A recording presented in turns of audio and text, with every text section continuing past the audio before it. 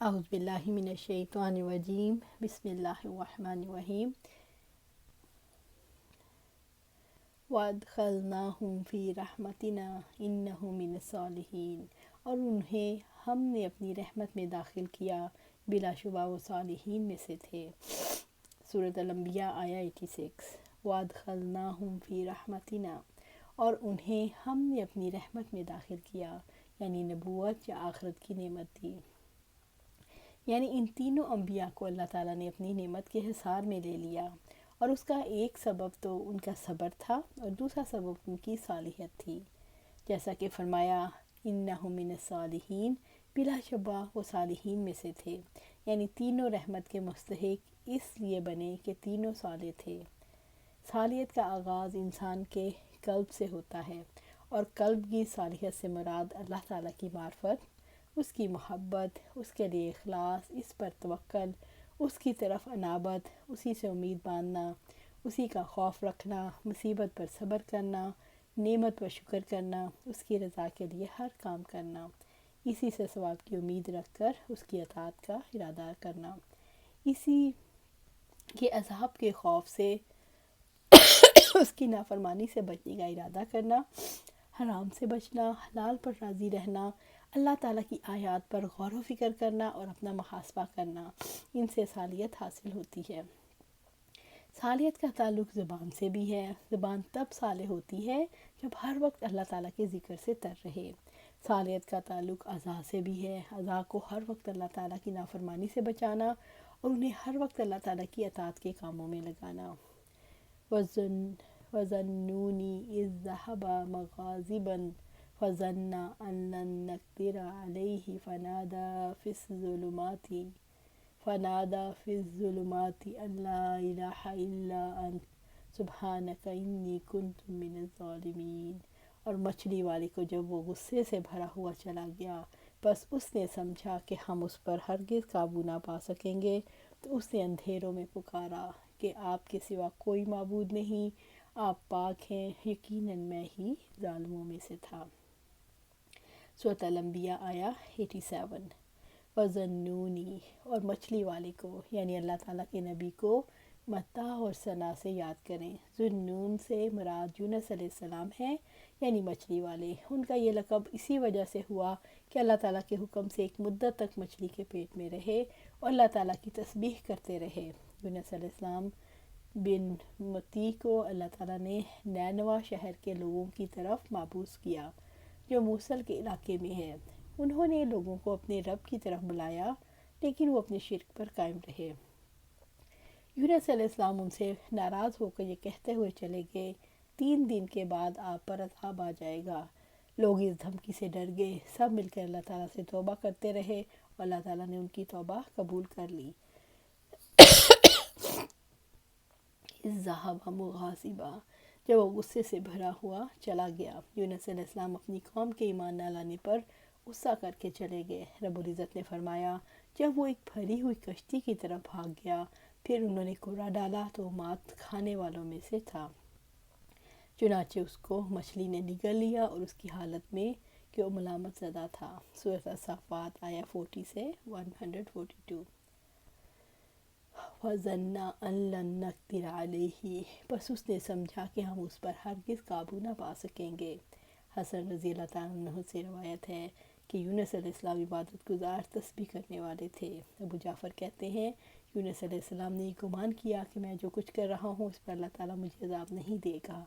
انبیاء معصوم ہوتے ہیں۔ یونس علیہ السلام نے قبل از وقت فیصلہ کر لیا۔ رب العزت نے ساری انسانیت کی رہنمائی کی کہ یہ گمان ہے جو انسان کو خراب کرتا ہے۔ ظاہری طور پر یوں محسوس ہوتا ہے کہ ان کا جلدی کرنا، قوم پر غصہ کرنا، ان کے پاس سے نکل بھاگنا اللہ تعالیٰ کے حکم سے پہلے تھا۔ ان کو گمان تھا کہ ان پر قدرت نہیں، یعنی اللہ تعالیٰ ان کو مچھلی کے پیٹ میں محبوس نہیں کر سکتا، یا ان کا خیال تھا کہ وہ اللہ تعالیٰ کی پکڑ سے نکل بھاگیں گے۔ اور مخلوق کسی کو بھی ایسا گمان پیش آنے سے کچھ مانے نہیں، مگر اس طرح کہ اس کو استقرار اور استمرار حاصل نہ ہو۔ بس یونس علیہ السلام بھاگ کر کچھ لوگوں کے ساتھ کشتی میں سوار ہو گئے۔ انہوں نے آپس میں قرعہ اندازی کی ان میں سے کسی کو سمندر میں پھینکا جائے، کیونکہ انہیں خوف تھا کہ اگر سب کشتی میں رہے تو کشتی ڈوب جائے گی۔ قرہ یونس علیہ السلام کے نام نکلا اور ان کے سمندر میں ان کو پھینک دیا گیا۔ فنادیٰ فی الظلمات، تو اس نے اندھیروں میں پکارا۔ یونس علیہ السلام نے مچھلی کے پیٹ کے اندھیروں سے رب کو پکارا، یعنی مچھلی کا اندھیرا، سمندر کا اندھیرا، رات کا اندھیرا۔ ان لا الہ الا انت سبحانک انی کنت من الظالمین، کہ آپ کے سوا کوئی معبود نہیں، آپ پاک ہیں، یقیناً میں ہی ظالموں میں سے تھا۔ یونس علیہ السلام نے اللہ تعالیٰ کی مقدس ذات کو ہر نقص اور عیب سے پاک قرار دیا، اس کی کامل الوہیت کا اقرار کیا۔ رب العزت نے فرمایا، یقیناً پھر اگر وہ تسبیح کرنے والوں میں نہ ہوتا، یقیناً وہ اس دن تک مچھلی کے پیٹ میں رہتا جب وہ لوگ اٹھائے جائیں گے۔ سورۃ الصافات آیہ 143 سے 144۔ یونس علیہ السلام نے دعوت کے محاذ کو تکمیل سے پہلے چھوڑ دیا۔ ایک داعی کے لیے اس واقعے میں بہت سے اسباق ہیں۔ دعوت دینے والوں کے لیے ضروری ہے دعوت کی حقیقت کو سمجھیں اور دعوت کے فرائض اور مشکلات کو برداشت کریں۔ دعوت دینے والے صبر اور ثابت قدمی سے کام لیں۔ دعوت میں اگر ایک طریقے سے ناکام ہو رہی ہو تو نئے سرے سے دعوت کا آغاز کریں، پھر سے نئے عزم کے ساتھ پروگرام شروع کریں۔ دعوت دینے والوں کو اپنے کام سے مایوس نہیں ہونا چاہیے۔ دعوت دینے والوں کو یہ سمجھ لینا چاہیے جمے ہوئے باطل رسم و رواج کو، موجودہ عادات کو تبدیل کرنے کا کام آسان نہیں۔ اس کے لیے مسلسل کوشش کی ضرورت ہوتی ہے۔ جیسے ٹی وی کے چینل تبدیل کرتے کرتے مطلوبہ چینل لگ جاتا ہے، ایسے ہی دعوت دینے والے کا کام ہے، وہ دعوت کا کام جاری رکھے، کیونکہ دل کسی بھی وقت آمادہ ہو سکتے ہیں۔ دعوت دینے والے کو غصے میں نہیں آنا چاہیے۔ دعوت دینے والے کو یہ سمجھ لینا چاہیے کہ اس کی ذات کی کوئی حقیقت نہیں، اللہ تعالیٰ نے ارادہ کیا تو اسے اپنے دین کا کام لے لیا، ورنہ دعوت کا محافظ اللہ تعالیٰ ہے۔ لہذا دعوت دینے والے کو ہر طرح کے حالات میں اپنا فرض ادا کرنا چاہیے اور انجام اللہ تعالیٰ پر چھوڑ دینا چاہیے۔ دعوت دینے والوں کو اپنی غلطیوں پر توبہ کرنی چاہیے، یونس علیہ السلام کی طرح اپنے موقف پر نظر ثانی کرنی چاہیے اور اللہ تعالیٰ سے دعائیں کرنی چاہیے۔ دعوت دینے والوں کے لیے اس واقعے میں خوشخبری بھی ہے کہ اللہ تعالیٰ اندھیروں میں کے اندر دعائیں بھی سنتا ہے اور اللہ تعالیٰ نے اپنے داعیوں کی دعائیں قبول کرتا ہے اور اللہ تعالیٰ غم سے نجات دلاتا ہے اور کامیابی عطا فرماتا ہے۔ فَاسْتَجَبْنَا لَهُ وَنَجَّيْنَاهُ مِنَ الْغَمِّ وَكَذَلِكَ نُنْجِي الْمُؤْمِنِينَ، چنانچہ ہم نے اس کی دعا قبول کی اور ہم نے اسے غم سے نجات دی اور ہم مومنوں کو اسی طرح نجات دیتے ہیں۔ سورۃ الانبیاء آیہ 88۔ فَاسْتَجَبْنَا لَهُ وَنَجَّيْنَاهُ مِنَ الْغَمِّ، چنانچہ ہم نے اس کی دعا قبول کی اور ہم نے اسے غم سے نجات دی۔ اللہ تعالیٰ نے یونس علیہ السلام کی دعا قبول کر لی، انہیں مچھلی کے پیٹ سے نجات عطا کی، سارے مشکل حالات کھول دیے۔ ایسا لگتا تھا کہ ہر دروازہ بند ہے، رب العزت نے سارے دروازے کھول دیے۔ اللہ تعالیٰ کے حکم سے مصیبتیں باہر چلی گئیں، اللہ تعالیٰ کے انعامات اندر آ گئے۔ یونس علیہ السلام کو رب العزت نے مچھلی کے پیٹ سے نکال لیا۔ اسی طرح جب بندے مصیبت میں مبتلا ہو جائیں اور سچے دل سے توجہ اور رغبت کریں اور یہ دعا کریں تو اللہ تعالیٰ مصیبت سے نجات دیتے ہیں۔ انبیاء علیہ السلام نے اس دعا کی رغبت دلائی، وَكَذَلِكَ نُنْجِي الْمُؤْمِنِينَ، اور ہم مومنوں کو اسی طرح نجات دیتے ہیں۔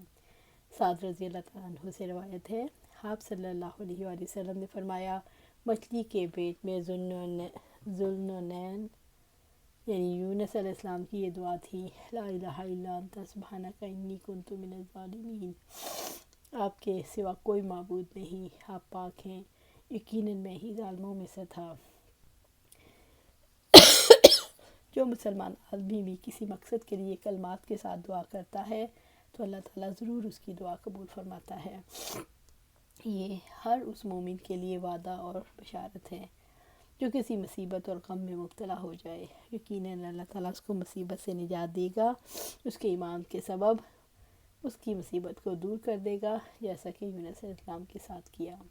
وَزَكَرِيَّا إِذْ نَادَىٰ رَبَّهُ رَبِّ لَا تَذَرْنِي فَرْدًا وَأَنْتَ خَيْرُ الْوَارِثِينَ، اور زکریا علیہ السلام کو جب اس نے اپنے رب کو پکارا اے میرے رب آپ مجھے اکیلا نہ چھوڑنا اور آپ سب وارثوں میں سے بہترین وارث ہیں۔ سورۃ الانبیاء آیا 89۔ وزکریا اذ نادیٰ ربہ، اور زکریا کو جب اس نے اپنے رب کو پکارا، یعنی ہمارے بندے رسول زکریا علیہ السلام کے فضائل کا ذکر کریں۔ انہوں نے اللہ تعالیٰ کے بندوں کے ساتھ رحمت اور خیر خواہی کے معاملات کیے تو ان پر اس کی خاص رحمت ہوئی۔ ربی لا تذرنی فردا وانت خیر الوارثین، اے میرے رب آپ مجھے اکیلا نہ چھوڑنا اور آپ سب وارثوں میں سے بہترین ہیں۔ زکریا علیہ السلام نے دعا کی، میرا کوئی بیٹا نہیں جو نبوت کے معاملے کو سنبھال لے، میرا کوئی وارث نہیں تو بہترین وارث ہے اور تیرے اختیار میں سبھی کچھ ہے۔ رب العزت نے فرمایا، زکریا علیہ السلام نے کہا، اے میرے رب یقیناً میری ہڈیاں کمزور ہو گئی ہیں اور سر بڑھاپے سے شعلے مارنے لگا ہے، اور اے میرے رب میں آپ کو پکارنے میں کبھی نامراد نہیں رہا، اور یقیناً میں اپنے پیچھے اپنے رشتہ داروں سے خوف رکھتا ہوں اور شروع سے میری بیوی بانجھ ہے، سو آپ مجھے اپنے پاس ایک وارث عطا فرمائیں جو میرا بھی وارث ہو اور آل یعقوب کا بھی، اے میرے رب اسے پسندیدہ انسان بنا۔ سورۃ مریم آیا 4 سے 6۔ ان آیت کریمہ سے ہمیں معلوم ہوا کہ اللہ تعالیٰ کے ارشاد ربی لا تذرنی فردن سے مراد ہے۔ جب زکریا علیہ السلام کی وفات کا وقت قریب آیا تو آپ کو خوف لاحق ہوا کہ آپ کے بعد اللہ کی طرف دعوت دینے اور مخلوق کے ساتھ خیر خواہی کرنے والا کے لیے کوئی آپ کا قائم مقام نہ ہوگا۔ زکریا علیہ السلام اس وقت تنہا تھے، کوئی ان کا خلف رشید نہ تھا جو دعوت میں ان کی اعانت کرتا۔ وانت خیر الوارثین، یعنی تو باقی رہنے والوں میں سے سب سے بہتر ہے اور میری بھلائی میں میرے کسی خلف رشید سے بہتر ہے، اور تو اپنے بندوں کے ساتھ مجھ سے زیادہ رحم کرنے والا ہے، مگر میں چاہتا ہوں میرا دل مطمئن اور نفس کو سکون حاصل ہو اور میرے لیے اس کا ثواب جاری رہے۔ فاستجبنا له ووهبنا له يحيى واصلحنا له زوجا انهم كانوا يسارعون في الخيرات ويدعوننا رغبا ورهبا وكانوا لنا خاشعين۔ تو ہم نے اس کی دعا قبول کی اور اسے یحییٰ سے نوازا اور اس کی بیوی کو اس کے لیے درست کر دیا، یعنی وہ نیک کاموں میں جلدی کرتے تھے اور ہمیں رغبت اور خوف سے پکارتے تھے اور ہمارے لیے عاجزی کرنے والے تھے۔ سورۃ الانبیاء آیا 90۔ فاستجبنا لہ، تو ہم نے اس کی دعا قبول کی۔ اللہ تعالیٰ نے زکریا علیہ السلام کی بیوی کو ان کے لیے درست کر دیا۔ وہ بائیں تھی، ولادت کے قابل نہ تھی، اللہ تعالیٰ نے نقص دور کر کے ولادت کے قابل بنا دیا۔ وَوَهَبْنَا لَهُ يَحْيَىٰ، اور اسے یحییٰ سے نوازا۔ اللہ تعالیٰ نے زکریا علیہ السلام کو عیسیٰ علیہ السلام جیسا بیٹا عطا کیا جن کا کوئی ہم نام پہلے نہیں گزرا، یعنی زکریا علیہ السلام کو یحییٰ علیہ السلام عطا کیے۔ وَأَصْلَحْنَا لَهُ زَوْجَهُ، اور اس کی بیوی کو اس کے لیے درست کر دیا۔ زکریا علیہ السلام کی بیوی بائیں تھی، رب العزت نے انہیں درست کر کے اسے حمل کے قابل بنا دیا۔ انہم کانوا یسارعون فی الخیرات، یقیناً وہ نیک کاموں میں جلدی کرتے تھے۔ رب العزت نے زکریا علیہ السلام کے تقرب کی وجہ بیان کی کہ وہ تمام نیکیوں میں سبقت لے جاتے تھے، ان نیکیوں کی تکمیل ایسے طریقے سے کرتے جس کی رب العزت نے مداح بیان کی۔ وہ نیکیوں کے کام نہیں چھوڑتے تھے اور اپنی فرصت کو غنیمت سمجھتے۔ وَيَدْعُونَنَا رَغْبًا وَرَهَبًا وَكَانُوا لَنَا خَاشِعِينَ، اور ہمیں رغبت اور خوف سے پکارتے اور ہمارے لیے عاجزی کرنے والے تھے، یعنی ذوق و شوق سے دنیا اور آخرت کی بھلائیوں کے لیے دعائیں کرتے۔ رب العزت نے فرمایا، میں آپ کو پکارنے میں کبھی نامراد نہیں رہا۔ سورۃ مریم آیا 4۔ وَقَانُوا لَنَا خَاشِعِينَ، اور ہمارے لیے عاجزی کرنے والے تھے۔ خشوع و خوف سے خوف ہے، خشوع وہ خوف ہے جو دل سے کبھی جدا نہیں ہوتا۔ ایک دفعہ ابو بکر رضی اللہ تعالیٰ عنہ نے خطبے میں فرمایا، میں تم کو اللہ تعالیٰ کے تقوی کی تائید کرتا ہوں اور اس بات کی بھی کہ تم اس کے شایع نشان اس کی حمد و ثنا کرتے رہو۔ رغبت کو ڈر کے ساتھ ملائے رکھو اور چمٹ کر بار بار مانگو۔ دیکھو اللہ تعالیٰ نے زکریا علیہ السلام کی اور ان کی اہلیہ کی تعریف فرمائی ہے۔ پھر آپ نے یہ آیت پڑھ کر سنائی، اللہ تعالیٰ کو رغبت اور خوف کے ساتھ پکارتا ہے، جس کا دل اللہ تعالیٰ سے پختہ رابطہ رکھتا ہے، جو اللہ تعالیٰ کی رحمت کا امیدوار ہو، جو اللہ تعالیٰ کے آگے خشوع کا اظہار کرے۔ نیکی کے کاموں میں بھاگ دوڑ کرنا، اللہ تعالیٰ سے لالچ، طمع، خوف کے ساتھ دعائیں کرنا، اللہ تعالیٰ کو خوف کے ساتھ پکارنا، اس کے سامنے عاجزی اور خشوع و خضوع کا اظہار کرنا۔ اللہ تعالیٰ کو خوف کے ساتھ اس لیے پکارا جاتا ہے کہ کہیں رب ناراض نہ ہو جائے۔ اللہ سبحانہ تعالیٰ سے دعا ہے کہ ہم نے جو پڑھا ہے اس پر عمل کرنے کی توفیق دے اور اس پر استقامت دے۔ آمین یا رب العالمین۔